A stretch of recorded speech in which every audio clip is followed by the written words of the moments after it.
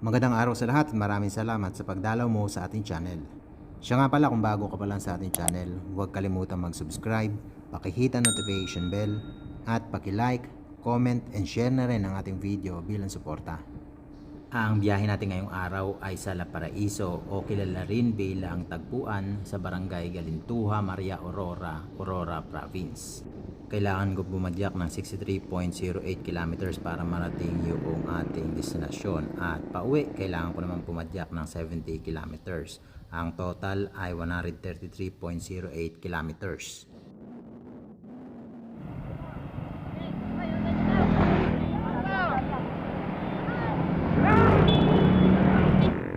Time check tayo, 8:53 ng umaga. Medyo naging late yung labas natin ngayong araw. Nandito na tayo ngayon sa town proper ng Rizal sa Nueva Ecija. Ang susunod na bayan ay Pantabangan. Mula dito sa bayan ng Rizal, kailangan natin pumadyak ng 1 oras para marating yung susunod na bayan ng Nueva Ecija, ang Pantabangan. Itong rutang ito ay maraming ahon. Bukod sa maraming ahon, mainit pa yung panahon kaya talaga naman nakakapagod. Medyo makitid din yung daan dito, kaya kapag ang kasalubong o kasabayan natin ay bus o truck, kailangan natin mag-ingat.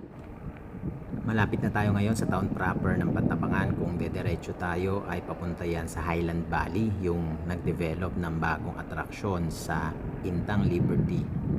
At ito naman sa kanan ay papunta na sa mismong town proper ng bayan ng Pantabangan.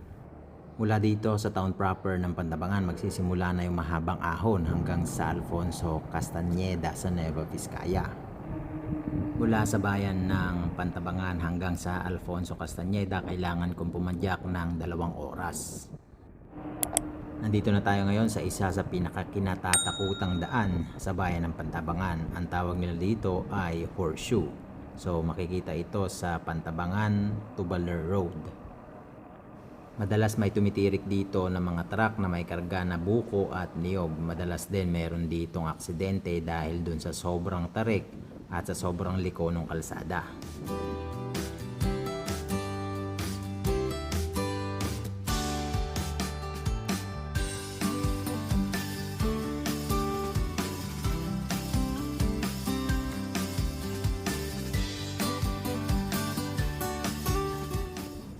Kung mapapansin nyo, mainit dito sa area na ito ng Pantabangan, kaya nakakadagdag ito sa pagod sa pagpidal. Habang papalapit tayo sa Alfonso Castañeda sa Nueva Vizcaya, medyo sumasama yung panahon at lumalakas na rin yung hangin. Nandito na tayo ngayon sa Maria Aurora. Nagsisimula ng umulan, pero ang maganda, malapit na tayo dun sa ating destinasyon. Kung mapapansin nyo, yung nasa kanan ay yung arko ng Maria Aurora na kasalukuyang ginagawa. Sa hindi pa nakakaalam, hindi ito ang traditional na daan papunta sa Aurora Province. Ang kauna-unahang daan papunta sa probinsya ng Aurora ay matatagpuan sa Labibong-Abon. May nagawa na pala tayong video tungkol dun sa daan sa Labibong-Abon. Ilalagay ko ang link ng video sa description box. Isa pang kaalaman tungkol sa daan na ito, ang kalsadang ito ay hindi talaga kalsada kundi isang kagubatan. Tinambakan ito upang gawing kalsada at mapagdugtong ang bayan ng Pantabangan at ang probinsya ng Aurora. Ang lawa sa kaliwa ay dating kagubatan, at dahil tinambakan ang parting ito ng kalsada, naipon ang tubig at naging lawa.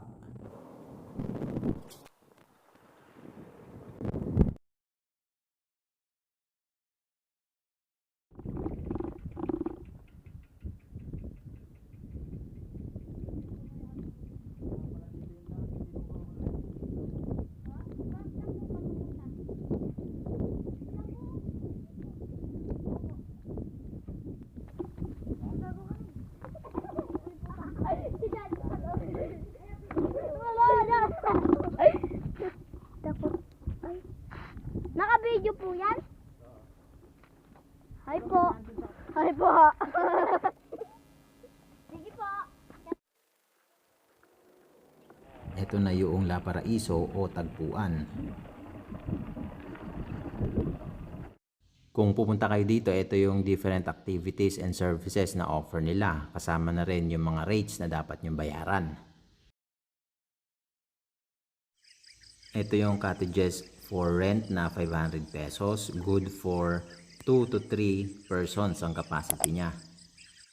Pagkatapos kong ayusin yung gamit ko, bigla na lang umulan kaya hindi na ako nakapag-video. Kinaumagahan, maulan pa rin kaya hindi na ako nakapag-video. Kung sa ganda lang ng lugar, maganda itong lugar, kaso limitado yung naging kuha natin sa camera. Siya nga pala 3 times na ako nakapunta sa lugar na ito at ganito siya kaganda kapag maaraw.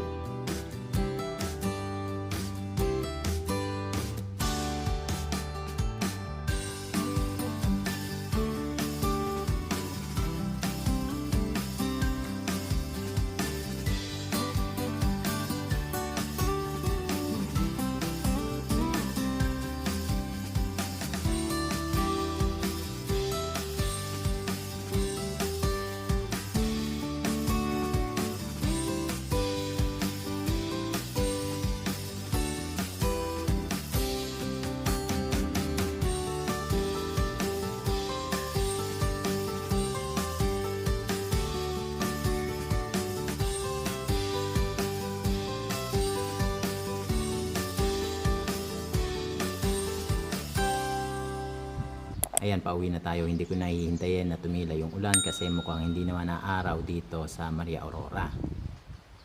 Tuloy pa rin yung pagulan dito sa Aurora Province at pati dito sa Alfonso Castañeda ay umuulan rin. Pero pagdating dito sa horseshoe ng Pantabangan, tirik na tirik yung araw.